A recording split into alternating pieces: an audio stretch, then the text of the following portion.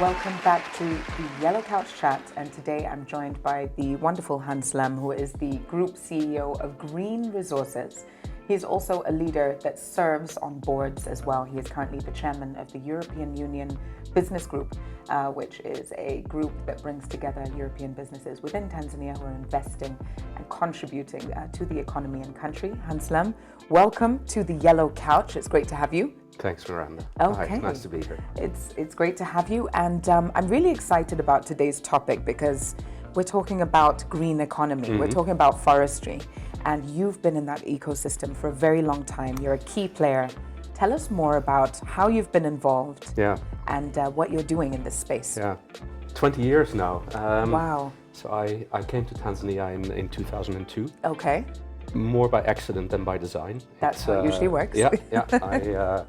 I didn't really know what I got myself into, but my first job in Tanzania was in a forestry company up in Tanga. Right. And I guess at the time, like many people, you start your first job and you think it's going to be maybe 2-3 years and see what happens. And it's 20 years later, and here you are. and what is it? Four forestry companies later, and still around. Yeah. Tell us about the companies that you've worked with. So I started in a company in Tanga called Tembo Chipboards. It was a very small company. It was owned by a Dutch investor, came out of a privatization. Right. So I was there for about 3 years. Okay. Then I moved to a much bigger company, which is actually sort of a predecessor of Green Resources. Right. So the company I work now, I was working for a subsidiary of Green Resources at the time. I did a year there. And then I moved to a company in Njombe, Tanganyika Wattle Company. Which is my region, Njombe. Yeah. So that was a forestry company. Yeah. And then I did a very long time in the Kilombero Valley, and that's how we met for the first time, Kilombero Valley Teak, which is Africa's largest teak growing company, not tea, like the drinking tea, but with teak a K at the end. Teak the wood, yeah. I was there for 11 years. Yes. And then in 2019, I joined Green Resources, which is an East African operating forestry company. And I believe the largest one in Africa. Outside of South Africa. Outside of South Africa. So we have ambitions, but we're not yet the largest in Africa, but definitely outside of South Africa, Africa outside of South Africa. And now you've had to kind of zoom out with regards to your focus. You were looking at Tanzania, now you're overseeing Tanzania, Uganda, and Mozambique. That's right. How are you balancing the three countries? It sounds like a humongous job. Yeah, no, it is challenging, and I must say it took quite some adjustments as well, because I mean, you know where I used to work, and we've spent time there, and you helped us with some things, and that was a very compact business. It was sizable, but compact. And now you have a very diverse group of people in different countries, different languages, different cultures, and it takes a very different sort of approach. And I think if the one thing that I've sort of learned over the past few years now is the importance of the team on the ground. Absolutely. I think when you're in charge of a business that is sort of a single site, you tend to really try and grab control and centralize it around yourself, but you can't do that when it's multiple sites. And you often hear people talking that when investors come in, they invest in the team, and sometimes I sort of rolled my eyes when you hear that narrative, and I'm actually now quite an advocate of the same narrative. There you go. Yeah. So it's taken you on a journey to realize that in order to be able to perform as an organization, you need your team with you. You need your team, and you need to sort of be able to translate the vision or the goals that you have to the team and get buy-in. And of course, it's a two-way traffic, because you no longer have full insight in every little detail of the business. So it's a lot more sort of letting go and traffic, both-way traffic. Right. Yeah. Well, you're preaching to the choir. Obviously, everything we do is around people. But I was wondering if you could unpack for us a little bit. We hear these buzzwords: sustainability, green economy. Yeah. What does it all mean? Just take it right down to the basics so that our viewers understand. Look, the basics is that you want to be able to do tomorrow, day after tomorrow, and 10 years from now, the same as you do today, with a better, let's say, you want to grow your revenue, you want to ensure that your business is maintains its staff, looks after the environment around you, because in our business, forestry, if the environment goes down, we can't grow our trees. Absolutely. So it's it sometimes has a little bit sort of a fuzzy side to it, but at the end of the day, it is ensuring that you can generate revenue, profits, and have your business running in the long term at the same way it's doing now, and of course with a growth trajectory. So that means it's about growing people. Yes. It's about making sure that there is no pollution. It's about making sure that you look at products that are in demand, that you understand what is your customer demanding, where is the world going in terms of product, diversification. All of that are aspects of sustainability. So it's much broader than just sort of an environmental science. It's a much broader and world. I think also the host communities that you're working with as well, where you do a lot of your plantation. Tell us a little bit about some of the initiatives you might have at Green Resources around supporting host communities. So we occupy, or we manage, a lot of land. We manage a total of about 38,000 hectares of plantations. So that is a tremendous amount of land, and that means that we have a lot of neighbors. And these neighbors are basically villages. And yes, we have title deeds on that land, and all the legal papers say that we are on that land, because by the law of the land we are allowed to be there. But at the end of the day, your title deed or your legal right of occupancy is only as good as the neighbors that live next to you. If the neighbors that live next to you do not want you to be there, it's not going to be a smooth ride. You know, you can hold up the title deed, but it's not good enough. So as a business, we need to engage with our neighbors. We need to make sure that there are benefits coming out of our forestry business that benefits the communities, and that can be through community investments. It can be through providing jobs. It can be through sort of finding ways of shared value activities. So things like honey is an area that we are currently looking at. In Uganda, where we are operating on the lakes of Lake Victoria, we're supporting communities with fish farming. In all three countries where we operate, we have something that is called a social fund, where every year there is a certain amount of money that is made available to a community, but it comes with conditions. So the condition is that whatever they would like to do with the money needs to go through a community consultation process, and then a proposal comes to the company. We want to build a new nursery, or we want to build a marketplace, or so it's for social development initiatives. Social infrastructure, we refer to it. And that's it's never finished. So it's ongoing work, because it's not like you've done a project and now you're done and you can sort of lean back for the next 5 years. Absolutely. I think one of the things that struck me when I came to visit one of your one of your sites was that you really are having to think long term. If you're planting this year, you're not seeing those dollars in the bank for 25 years until those trees have grown and you've processed, and it's a totally different business model. And I think we're living in this fast-paced world of I get my goods in and I sell them tomorrow, and it's a different world. So we appreciate what you're doing.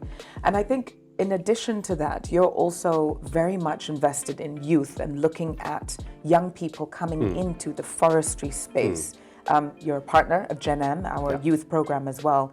But talk to us a little bit about what young people need to know if they want to come into this business, this sector.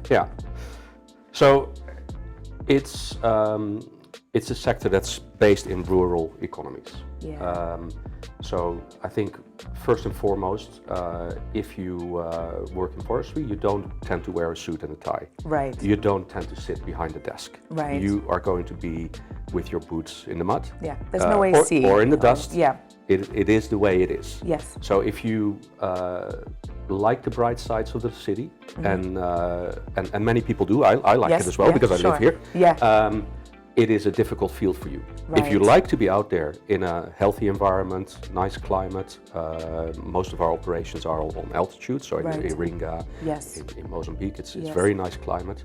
And you have a passion for growing things and seeing things evolve over time due to sort of your inputs, and you can actually really feel connected with raising a tree and bringing it up and really sort of be inspired by that. I think it's a very interesting business to be in. Yeah.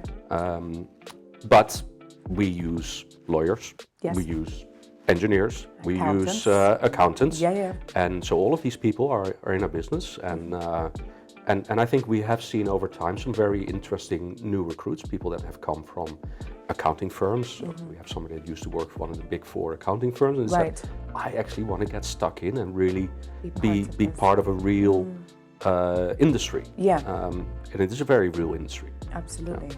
Okay, so there you have it, ladies and gents, like how to get into forestry, and they talk about making agriculture sexy in a way that we should be going beyond thinking about wanting to work in a bank or attached to your Wi-Fi and so on. So if that's for you, this is the direction you want to go. But I'll add to that, Miranda, and this is quite, now that you say this, so if I compare forestry today with 10 years ago, when I would talk to my friends in Europe and say, I work for a forestry company, they would look at me as like, what's wrong with you? That's old-fashioned, old school. The reality is today, and if you read the newspapers, there is so much news out there about sustainability. Those same friends that I speak to now, they're like, it's so cool that you're doing that, and you're dealing with carbon credits, and you're helping the environment, and how can we be part of that? So you're completely on so trend. it is changed so much in the past, especially the past 10 years, and it's only accelerated. And it's going to accelerate. So he's gone from old school to cutting edge, same friends, I'm glad to hear. Now, speaking of support network, you've talked about your friends for a moment there, but you are a husband, you are a father as well. How do you strike that balance where you're able to deliver as a group CEO, to serve on the boards that you contribute to, but still be a family man? How do you make that work? Not particularly good at it, I'm afraid, is the answer. We're all learning, Yeah, it is not easy, but so I think everybody has its way of doing things. So one of my rules is I don't work after 7 o'clock. Right. So and I've always I've never enjoyed doing that, but now with having a family, so it's quite important. So we try and be home together in the evening. So. I think that is good, and then whenever I am in Dar es Salaam, because I do travel a lot, one of the other golden rules is I bring my son to school. So those are sort of the 2 things that we try to do to have the morning. To have sort of those touch points where you have a chance to see each other, to talk about things, know what's going on, what happened in your day, and so that's for us has been the way of doing it. But keep in mind that I am probably half of my time out of the country, or at least out of the city. So this sounds like very boring, but it makes those weeks that you're here quite important. Right. So you have to be very intentional about how you spend that time and making sure you're present. What you don't know is that you gave me one of the best pieces of marital advice when I recently got married, which was leave your baggage at the door. And that when you enter the door, focus on family. And I've been following that. So far, so good. Ask me in a little while. What about the kind of engagements and leadership outside the boards that you're serving on, EUBG? Tell us a little bit about how you carve out time for that, but also why it's important for you to have influence in those spaces. So I currently chair the European Business Group, which is a group that has about close to 150 members, all consisting of either European businesses investing in Tanzania or Tanzanian businesses that have a strong link to Europe, either by representing products from Europe or exporting their products to Europe. And I think there's a couple of business networks very similar like that. It's essentially a combination of trying to bring members together and offering them a chance to interact and share experiences, but also try through feedback from the members influence sort of policy in government policy and try and engage with government on what are the challenges that businesses are experiencing.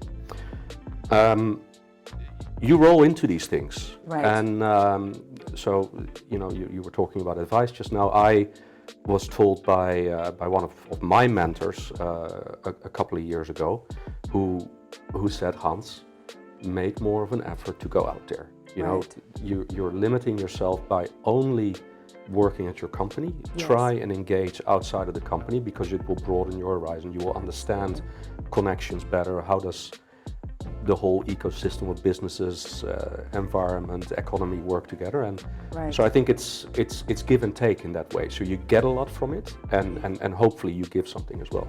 Okay, I'm definitely seeing a lot more visibility within EUBG, and I think you were in the paper, if it wasn't yesterday, the day before yesterday.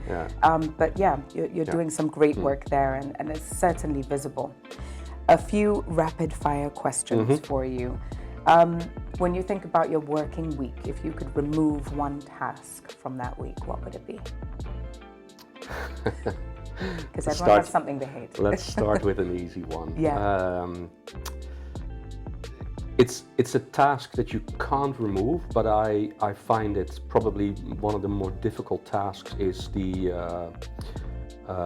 so we have a weekly meeting with staff from the different companies, and it is super important, and it needs to be done, but it's, if it is very busy, it's a very difficult one to focus on. So sometimes you wonder, are there different ways of engaging with your team rather than having the set, every Monday at 3 o'clock, you sit down with the whole team and you go through it. That I find a difficult one. I'm smiling because we have that challenge at the moment as well. How do you keep people engaged? How do you keep yourself engaged? But still keep everyone informed as well, because you know how important it is. But how do we shift the format? Okay, I'm paying for an all-expenses trip for you and your family. Where are you going and why? Switzerland, I'll go skiing. But you always go to Switzerland skiing. Yeah, because it's so nice. You love it. I will put it on my bucket list. Switzerland skiing. What talent do you have? A hidden talent that people might not know about? Something outside of work? I'm a passionate tennis player. Okay. Yeah. How often do you play? When I'm in Dar, every Saturday, we have a group of friends. We play every Saturday morning at Gymkhana and have a copious brunch after that. Brilliant. Yeah. Well earned though, because you've worked up a sweat, I should say. And finally, Hans, maybe you could just share with all the viewers today what you think is the biggest lesson that you've learned in your career so far that you think would help other people, young people who aspire to sit in the seats that you do or in the rooms that you do, or for other professionals that are looking to grow. What is the key takeaway? So I'll tell you a story, and to me that was quite a key moment, I think, in my career. So when I worked at KVTC, the teak company in Kilombero, one of my first jobs there was to develop sort of the industrial expansion. So when I joined, it was just a forestry company, just had trees. There was no industry. So my first job was to sort of design the factory and make sure that the investment was approved. And before that, I had never gone in front of a board or presented a proposal. And I was sent into a room. How old was I then? So this was 2008. This is what, 14 years ago. A lot younger than now. And my MD at the moment, so this was very old-fashioned. You'll be sitting outside in the corridor in the boardroom. And so I was called in, and then at the door he stopped me and he tapped me on the shoulder. He says, "I hope you realize this is very important for your future." So I was very nervous. Presentation went very well, and we got the project approved. But what I realized afterwards is that these people in the boardroom, they are generalists. They know a lot, but if you know your details, you have the confidence and you can convince people on what needs to be done. Because if you know your story, it doesn't really matter who sits on the other side. You are the expert in your field, and you are called in there into that room to actually explain to people on what needs to be done rather than convince them. The fact that you are allowed into the room means they already buy into the story. You already have the credibility. I love that. What an amazing note to end on today. So building credibility, having that confidence to go in and remembering why you're in the room in the first place. Hans, it's been a pleasure talking to you today. Thank you so much. And we wish you well as you continue to grow on your leadership journey and everything that you're doing within Green Resources. Yellow Couch family, we look forward to seeing you soon. Stay tuned, subscribe, and share this episode with somebody who might have an inkling or wanting to join the forestry sector and could learn from Hans Lemm today. Asante sana.